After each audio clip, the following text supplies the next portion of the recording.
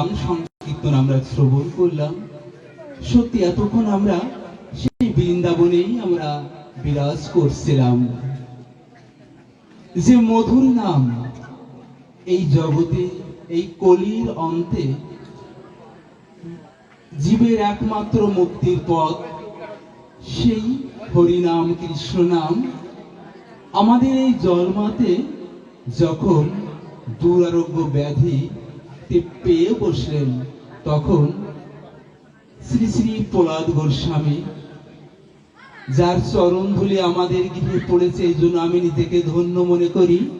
উনি আমাদের এই অঞ্চলে পয়লা বৈশাখে 3 দিন ব্যাপী নাম অর্থাৎ গৌরাঙ্গ মহাপ্রভু যেমন হরিনাম প্রচার করেছিলেন, তদ্রূপ কৃষ্ণ নাম, হরিনাম কৃষ্ণ নামের প্রচলন করে গেছিলেন, যা আজও এই অঞ্চলের মানুষ ভক্তিপূর্ণভাবে সেই নাম দিয়ে যাচ্ছেন, দুরারোগ্য ব্যাধি থেকে মুক্তি পাচ্ছেন। সেই প্রহ্লাদ গোস্বামীর আশীর্বাদে আজও কোন দুরারোগ্য ব্যাধি যখন পেয়ে বসে, জয় প্রহ্লাদ বলে তুলসী তলা থেকে একটু ধ্বনি যদি সেই ব্যক্তির গায়ে স্পর্শ করা হয়, তৎক্ষণাৎ সেই রোগ থেকে মুক্তি পায়। এই হলো বাকসিদ্ধ পুরুষ। আজকে যার গুণকীর্তন এই পূর্ণ বৃন্দাবন ধামে আমরা শ্রবণ করতে পেরেছি, এজন্য সত্যি আপনারা ভাগ্যবান, ভাগ্যবতী। কারণ কলিতে একমাত্র নাম ছাড়া কোনো গতি নাই। তা আজকের এই শুভ গন্ধ দিবসের প্রথম একটি কাজ এখানে হয়, সেটি হলো ঘট স্থাপন। আমি এই ঘট স্থাপন সম্বন্ধে দুটি কথা বলে আমার আলোচনা আমি বিশ্রামে রাখবো। পুরোহিত মহাশয় কুঞ্জ ঘরে দেখবেন 6টি ঘট স্থাপন করেছেন। আরো কি বলছেন জানেন? পূর্ণ ঘট কর স্থাপন। তাহলে পূর্ণ ঘট কেন? আমাদের সনাতন ধর্ম রূপকের আড়ালে বিশেষ তত্ত্ব দর্শন লুকানো আছে মা, এটি আমাদের একটু জানতে হবে। আমরা আজকে আগামীকাল এখানে মহানাম সংকীর্তন, তাহলে আজকে কেন আমাদের এখানে ঘট স্থাপন করা হচ্ছে? গঙ্গা বরণ করে এসে আমরা ঘট স্থাপন করছি। মা, এই ঘরটা আপনি দেখবেন কুঞ্জ ঘরে যখন যাবেন, 5টি তো পঞ্চতত্ত্বের জন্য, আরেকটি ঘট আছে রাধা মাধবের জন্য স্থাপন করা হয়েছে। তাহলে ঘট কি দেখেন, এই ঘরটা কিন্তু রূপক, প্রকৃত অর্থে কিন্তু আমাদের এই দেহ ঘরটাকে স্থাপন করতে হবে আজ এই শুভ গন্ধা দিবসে। ঘট তৈরি হয় কি দিয়ে মা? মাটি দ্বারা। অর্থাৎ এখন কুমার কি করেন? মাটিটাকে নিয়ে জল যুক্ত করে মাটিটাকে প্রস্তুত করা হয়। এরপর এই মাটিকে যখন ঘটের আকৃতি দান করে তাকে বাতাসে শুকানো হয়। তাহলে কি কি লাগলো মা? দেখবেন মাটি, জল, বাতাস। এবার একে রৌদ্রে শুকানো হয়, তাই না? রৌদ্রে শুকানোর পরে আগুন দ্বারা পোড়ানো হয়। তাহলে কি লাগলো? আগুন লাগলো। তাহলে 4টি উপাদান হলো। এবার এই ঘটের ভিতর দেখবেন একটি ক্ষুদ্র ঘট আকাশ সৃষ্টি হয়েছে। তাহলে 5টি জিনিস, ক্ষিতি, তেজ, মরুদ, ভম, এই 5টি তথ্য, এই 5টি জিনিস দ্বারা আপনার আমার প্রত্যেকের দেহ গঠিত হয়েছে। তাই আজকে আমরা যে ঘট স্থাপন করছি, মূলত আমাদের এই দেহ ঘটটাকে সেখানে স্থাপন করতে হবে। পূর্ণ ঘট কেন স্থাপন করতে বলেছেন এখানে? কারণ আমরা কখন পূর্ণ হই জানেন? যখন আমাদের হৃদয়ে ভক্তি সঞ্চারিত হয়, আমরা যখন ভক্তের চরণ ধুলিতে সিক্ত হতে চাই, আমাদের হৃদয়ে যখন ধর্মের আবির্ভাব ঘটে, আমাদের হৃদয়ে যখন স্বয়ং ভগবান শ্রীকৃষ্ণ বিরাজ করেন, তখন আমরা পূর্ণ হই। এই পূর্ণ ঘট কর স্থাপন, গোবিন্দ চরণের ঘট স্থাপন করতে বলেছেন এখানে। আর কি দেখবেন, এই ঘটে কি করা হয়? তিলক চন্দন দ্বারা ওম লেখা হয়। এই যে তিলক চন্দন কেন মা? কারণ আমরা একটা জিনিস লক্ষ্য করবেন, যে সকল ভক্তের ললাটে তুলসীর মালা থাকে, এই তিলক চন্দন তুলসীর মালা কিন্তু ইহ জগতের বস্তু নয়, এটি সেই গোলকধামের বস্তু, সেই গোলকধামের চিহ্ন। যে সকল ভক্তের দাদার সঙ্গে তিলক থাকে, কপালে তিলক পরিধান থাকে, গলায় তুলসীর মালা থাকে, স্বয়ং যমরাজ বলছেন, যমরাজ কি বলছেন? যমদূতকে নির্দেশ দিয়েছেন, তোমরা তার নিকটে যাবে না, তোমাদের এর আত্মা নেওয়ার কোনো অধিকার নাই। স্বয়ং বিষ্ণু দূত এসে পুষ্প রথে করে তাদের আত্মা গোরখ ধামে অর্থাৎ বৈকুণ্ঠে নিয়ে যাবেন। তাই তো এই যে ঘটে আমরা তিলক চন্দন দ্বারা অঙ্কন করে থাকি, অর্থাৎ আমাদের দেহটাকেই তিলক দ্বারা অঙ্কন করতে হবে, তুলসীর কণ্ঠী ধারণ করতে হবে। আপনার আমাদের সঞ্চালক মহোদয় একটা কথা বলেছেন, যে যে মতেই থাকেন না কেন সবই কিন্তু আমাদের সনাতন, কেউ বাইরে নেই, কখনো নিন্দা করবেন না, কখনো হিংসা করবেন না।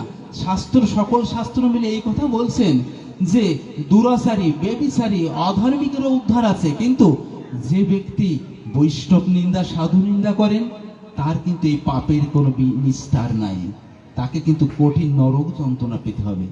সকল মত আমাদের সনাতন ধর্ম দেখেন যে 197,39,49,310 বছর আমাদের সনাতন ধর্মের বয়স। অনেক পুরুষোত্তম অবতার রূপে আমাদের এই ধর্মটাকে প্রসার করেছেন, আমাদের এই পথ প্রদর্শন করেছেন। তাই আমাদের সনাতন ধর্মে অনেক অবতার এসেছেন। সত্যে ছিলেন শ্রীহরি, ত্রেতায় রামচন্দ্র, দাপরে এলেন ভগবান শ্রীকৃষ্ণ, কলির প্রথম সন্ধ্যায় গৌরাঙ্গ মহাপ্রভু।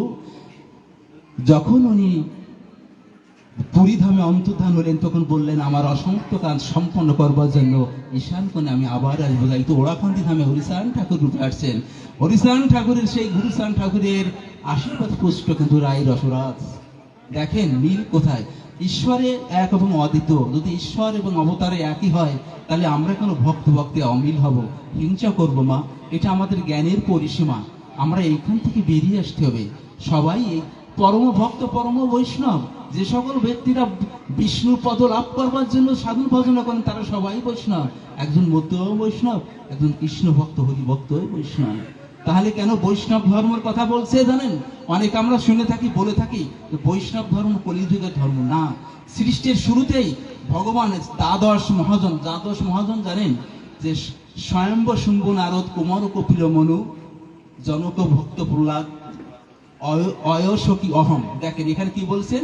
স্বয়ম্ভু অর্থাৎ স্বয়ং মহাদেব, ব্রহ্মা, কপিল মুনি, ব্রহ্মা, মনু অর্থাৎ মানুষের প্রথম পুরুষ তিনি হচ্ছেন মনু, এবং আরো কে আছে? জনক, ঐয়াসকি মানে সুখদেব, এবং অহম মানে আছে স্বয়ং যমরাজ।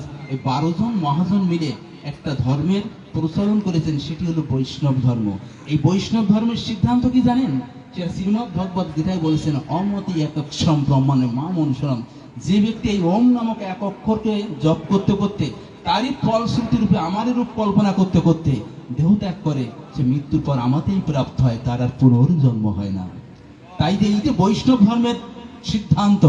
তাই আপনি যদি হরিকে সাধন ভজন করতে করতে, আপনি জানেন তো যে একজন দস্যু সারা জনম পাপ করেছেন, ছেলের নাম নারায়ণ, মৃত্যুর সময় বলেছেন হে নারায়ণ। নারায়ণ বলতে বলে মৃত্যুবরণ করেছেন। তখন যমরাজটা তার আত্মা নিতে আসছেন। যখন আত্মা নিতে আসছেন তখন যমদূতদের মেরে বিষ্ণুদূত তার আত্মা নিয়ে বৈকুণ্ঠে নিয়ে গেছেন। কেন নিয়ে গেছেন জানেন? কারণ মৃত্যুর সময় তিনি নারায়ণ বলেছিলেন। অর্থাৎ মৃত্যুর সময় যে আমার নাম কল্পনা, আমার এই ওম নামক এক অক্ষর ব্রহ্মকে উচ্চারণ করতে করতে, তার ফলশ্রুতি রূপে আমার রূপ কল্পনা করতে করতে দেহতে ত্যাগ করবে, সে মৃত্যু পর আমাতেই প্রাপ্ত হয়। আমাদের কলিযুগের একমাত্র মুক্তির পথ হলো কৃষ্ণ নাম, হরিনাম। তাই মৃত্যুর সময় হরিনাম, কৃষ্ণ নাম দেওয়া হয়। হরে কৃষ্ণ কৃষ্ণ কৃষ্ণ হরে হরে, হরে রাম রাম রাম হরে হরে। এই মহামন্ত্র জপ গিয়ে নির্বন্ধ। আমার মহাপ্রভু বলেছেন, আমি আলোচনা বেশি দীর্ঘায়িত করব না, আলোচনার শেষের দিকে সে ঘটে স্থাপন। ঘটের পরে দেখবেন মা 5টি পল্লব দেওয়া হয়। কেন দেওয়া হয় 5টি পল্লব? 5টি পল্লব অর্থাৎ আমাদের এই 5টি কর্ম ইন্দ্রিয়, জ্ঞান ইন্দ্রিয়, আমাদের যে কর্ম ইন্দ্রিয়, জ্ঞান ইন্দ্রিয় আমাদের ভিতর, দেখেন এই 5টি পল্লব আবার নিয়ে পড়েছে। অর্থাৎ আমাদের অহমিকা দূর করে ভক্ত চরণে আমাদের সকল কর্ম ইন্দ্রিয়, জ্ঞান ইন্দ্রিয় সবকিছু আমরা ভক্ত চরণে আমরা মাথা নত করতে হবে। এইভাবে তবেই তো আমাদের পূর্ণ ঘট স্থাপন হবে। যখন এইভাবে পূর্ণ ঘট আপনি স্থাপন করতে পারবেন, দেখেন ওর উপরে ধান থাকে, বস্ত্র থাকে, আবার কি থাকে? দুবরা থাকে। তখন আপনি ধনবান হবেন। যখন আপনি বৈষ্ণব সেবা দেবেন, সাধু সেবা দেবেন, আপনি ধনবান হবেন। এটা আপনাকে স্বয়ং গোবিন্দ আপনাকে ধনবান করবেন। আপনি তখন বস্ত্র পাবেন, ধনবান পাবেন। এবার যখন এই ঘরটা স্থাপন করবার জন্য নিচে দেখুন নরম কাদা লাগে, অর্থাৎ দৈন্যতা। আপনি অহংকার যদি থাকে, অহংকারের যদি আপনি দম্ভ চূর্ণ না হয়, অর্থাৎ নরম কালার মতন কোমল হতে হবে, তবে আপনার ঘরটা স্থাপন হবে। আপনি পাথরের পরে দিলে ঘর